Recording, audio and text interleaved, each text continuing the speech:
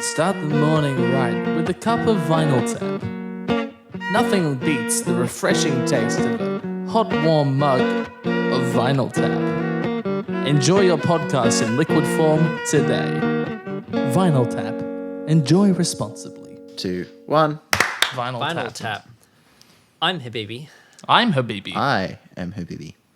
And this week on Vinyl Tap, we listen to none other than The Velvet Underground and Nico by The Velvet Underground and Nico. And Nico. And I would love to know what you guys think. Let's start with Tim.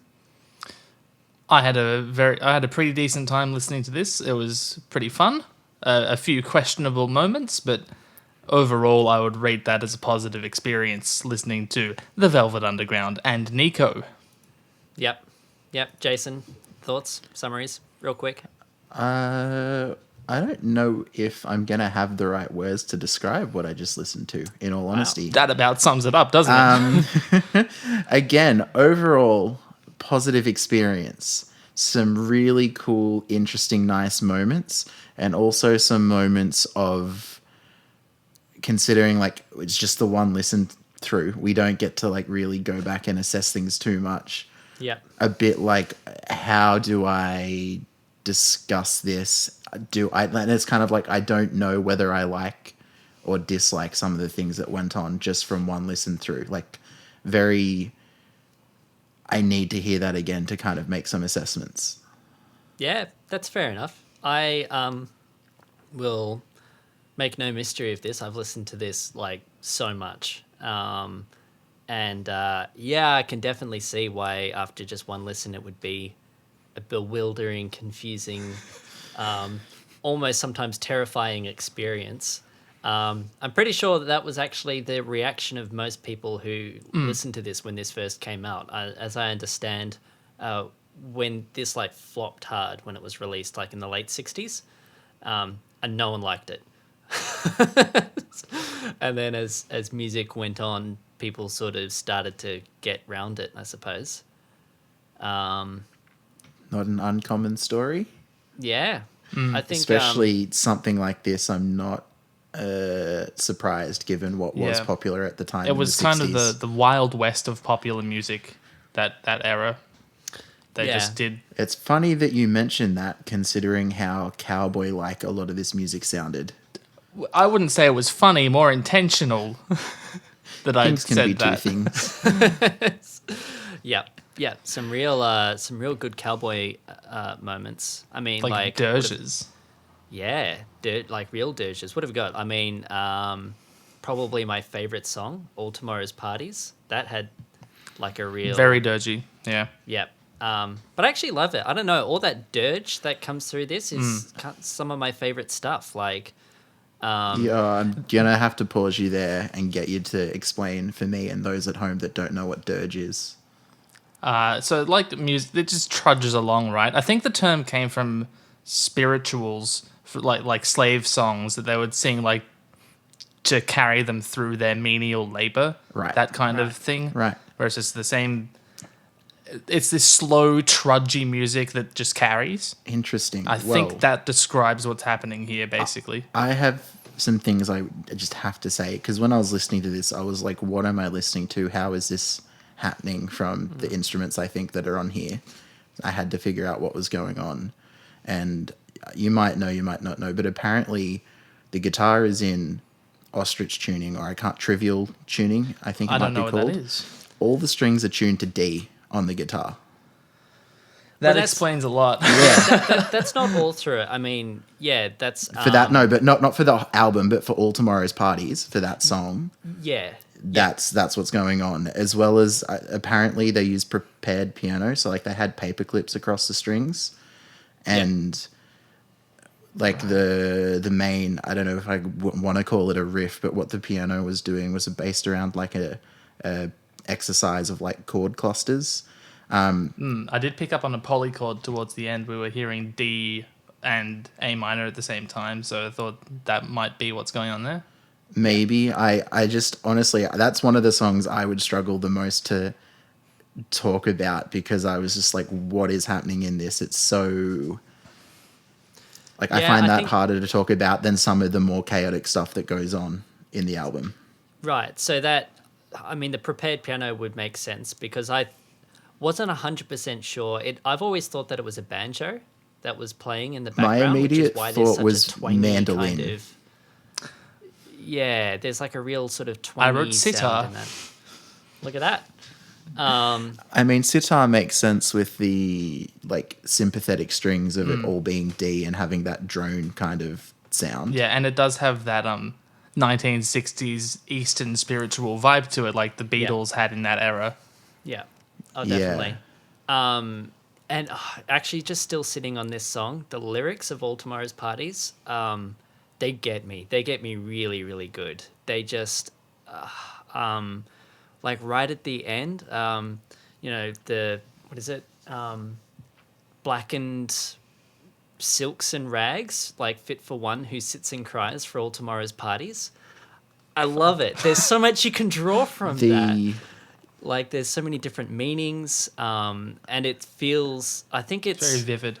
yeah, it's so vivid, and you could almost draw it to Yeah, know, that your own song in conclusions for particular, and today. a lot of things in this album are very good at summoning images.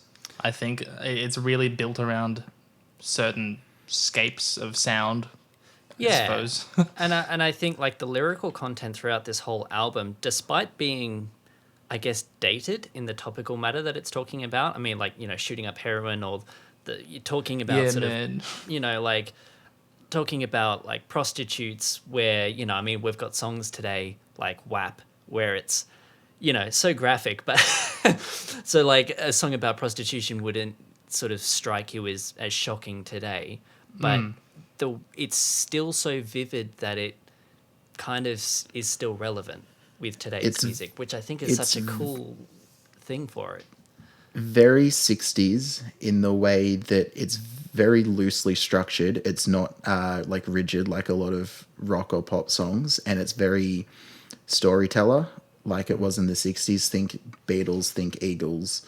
Bob Dylan, yeah. Bob Dylan could not get out of my head during this album. It's one of those there's a story to be told as opposed to here's some lyrics with some meaning that you've got to think about to get And it. the most interesting thing about this that couples with that like lyrical ascension is the Beach Boys harmonies and surf rock riffs. And I was like, holy crap. Yeah. How do these things match? And the Because- reason it matches is because it's the late 60s and we just do what we want, and those are the ideas that are happening at the time. Right? Also, though, surf rock is pretty much blues drenched in reverb. So it's kind of like surf rock without the reverb in a lot of instances. And on speed. Yes. And on speed, yeah. But also, in terms of the lyrics being poignant and capturing, I also really think Lou Reed's voice is so captivating just because of the deadpan of it all and the register it sits in. And I honestly, which song is it in?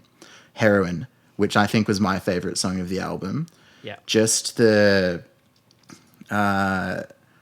well, firstly, I love it because of the way that they used, like, changed, not structure, like the tempo, and things built up and got faster when in the story he was like injecting and actually on heroin, and it became more intense. But his voice stayed deadpan and calm, and there was this like calming edge to it while all this chaos was going on. It almost feels like he's narrating the music instead of like being a part of it, which is... Oh, that's cool. And just the only time it really ever got to a point where it kind of felt anxiety inducing was when the experimental guitar solo with the feedback and stuff came in. And even then, the vocals were still just deadpan and calm and chill the entire way through. Yeah. Yep. It gives me chills, honestly. That song gave me chills. It really captured me. Heroin was Yeah. my favorite song too, and I'll tell you why. It was because of the accelerando that Jason's talking about, and I was just blown away by how effective it was. Everything else in the song is so simple. It's like so built to just carry you along, and that's like to draw your attention to that accelerando. In a different song where there's a lot more stuff going on. There's a lot more information packaged into the music. That Accelerando wouldn't be as effective because you have to think about a bunch of other stuff. But because it's so boiled down to its bones, it's just this story about this guy who's going to shoot up heroin, and he does, and you feel it. It's incredible. Yeah. I've never done heroin, but Well, and it like I feel like the whole I thing have about now. the song is that it's not even like it's not good or bad. It doesn't condone it, but it also doesn't ever like put it down. It's literally just the story of shooting up. And if you really liked this song, then you would be like, hey, maybe that's a good experience. Like, and there's nothing when you listen to it that's saying otherwise, right? we at Vinyl Tap do not condone the partakage No, of heroin. we don't. But like, Thank you for that, Tim. it's Just wanted it's so edgy. It's so good. In terms of the Accelerando being such a big part of that song, the way that the tracks kind of groove and flow across the album, because like this production across this album is super 60s. Just I don't have exact examples, but the way that it's panned and left and right, depending on what elements it is, it just comes across as 60s because obviously it was tape back then and not digital. A lot of what makes this album good and interesting, I think, would disappear if it was more polished. I think being not as polished gives it character and adds to it. And if things were recorded to the grid, like most things are today, I think that rigidness would take away from it. There's a lot of things being slightly out of tune, slightly out of time, things being very sloppily produced in today's standards. And I think someone who would really love all of this was someone who was obviously behind the album's inception, Andy Warhol. Like, this sounds exactly like the kind of thing he would want to do. Yeah. Like, forget about all of this clean production. We're here to make something raw and visceral. And that's what they ended up with. 100%. Although, I'd like to get your thoughts on Sunday Morning, because on the actual CD notes, I was looking closely and I noticed that Sunday Morning isn't actually produced by Andy Warhol. It was produced by Tom Wilson. And I was like listening, as I read that, I was listening to it, and it definitely does have a bit of a different sound to it, I guess. It's very to the- cute. I mean, It's a it's very got cute the song. Glockenspiel, was it? Yeah, it had Glock. The No, Glockenspiel? I thought it was a music box, and then later on it sounded like a Glockenspiel. So maybe it was both. Maybe Whatever it was, they used, it was such a nice, pretty start that by the end of it, you're like, because it's a natural progression to get to the final song. It doesn't feel like you've taken any big weird leaps anywhere. But I was sitting there in the final song, I can't remember what it's called, European Sun, European Sun. and thinking, what How a did we get contrast. here? Yeah, how did we get here How did we end from up the here? pretty glockenspiel that opened this album? I Like, it disagree was- with you when you say that there are no big jumps. At the end of Heroin, I was like, whoa. Like, when we go into there, she goes again, that's the name of the song? Yeah. I was like, okay, we're just going to pretend that didn't happen, and we're going back to this, like, bluesy stuff instead of this wacky experimental shoot-up sesh. I thought that was a big jump. And I thought it was good, but I thought it was a huge contrast in tone. Yeah, when I say big jump, I didn't mean contrast. I meant, like, with how crazy it got, it wasn't like, wow, this craziness has come out of nowhere and feels out of place. Yeah, but then it disappeared out of nowhere. Kind of. Yeah, I guess so. I think though, like thematically, it's still quite intense though. I mean, there she goes. Yeah. Like, I can't remember the exact lyrics, but it's like literally describing, like, getting a blowjob. Yeah. And just after it's talked about like shooting up heroin, like thematically, it doesn't kind of. I don't know. I think it maintains that sort of intensity and kind of I don't know, craziness that heroin left you with, right? Also, just because someone shot up heroin doesn't mean that normal life doesn't continue after that. Like, it doesn't feel like it was a... I wasn't saying that it didn't. I know you weren't, but like, in my mind, that was the... Okay. I mean, That I was guess the story that was being justification told. that was being told, yeah. Right. But I do musically, it was a shift, but it wasn't Yeah. like they started going into pop or something that was really like left field. It was more of what was already on the album. Yes. Yeah, I mean, like There She Goes Again. I think Run, Run, Run as well. For me, they sort of captured the most of the like 60s garage rock vibe. Definitely sort of the more conventional songs on the album, I thought. There was something on here that I just like. I thought this could absolutely be a Beatles song in a different universe. I can't remember what it was though. Maybe it was "I'm Waiting for the Man." That doesn't sound right. It was something.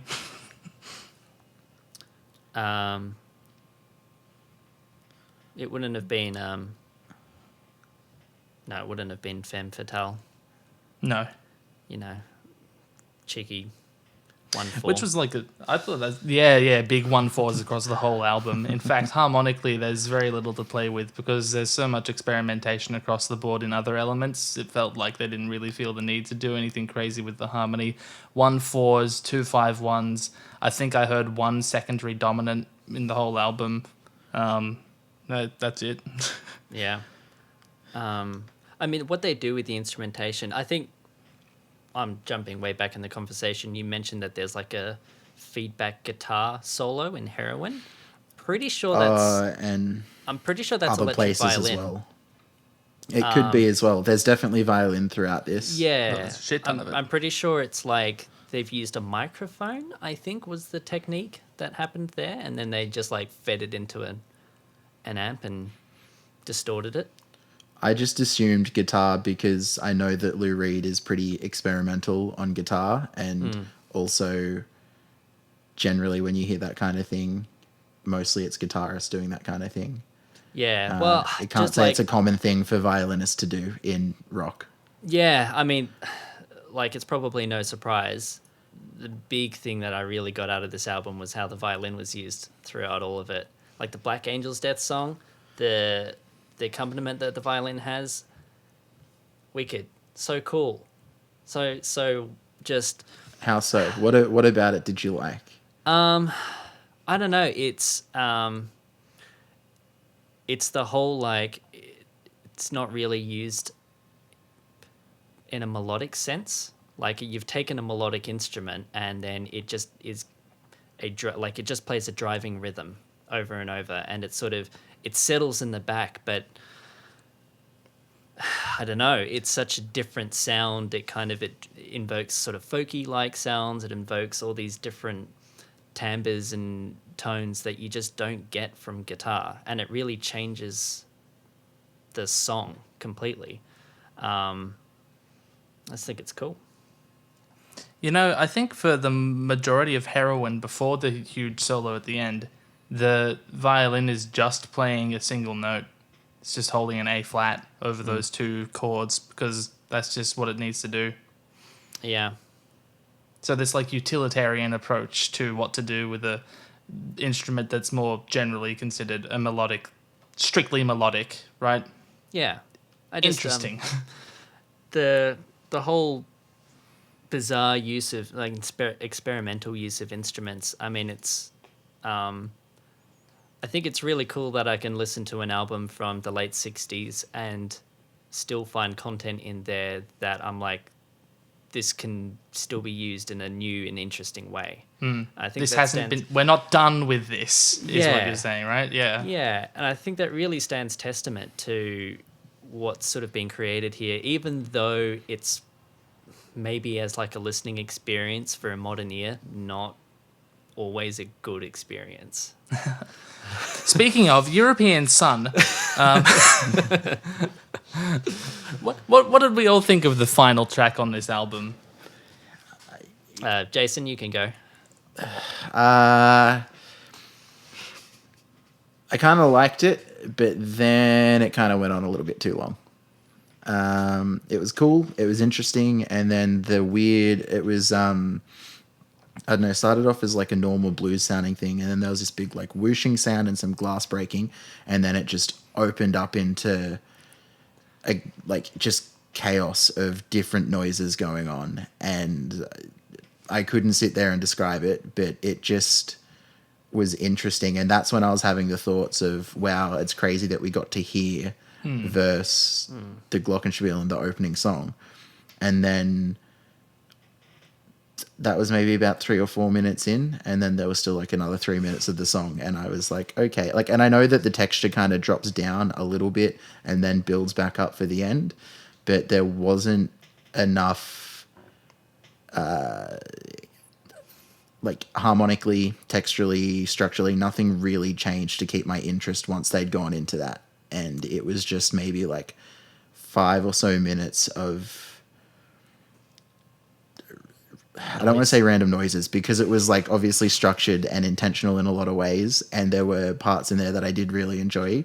But yeah, it kind of overstayed its welcome. Yeah, I should have prefaced this by saying European Sun, or we had 7 minutes left on the album, because that's really what it felt like to me. I was like, this song, what am I getting out of it? Like, cool, you know, great, but why?